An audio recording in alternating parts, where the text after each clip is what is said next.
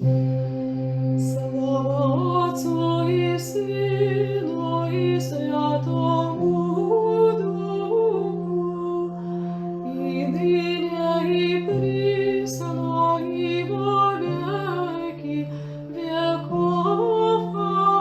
Амінь.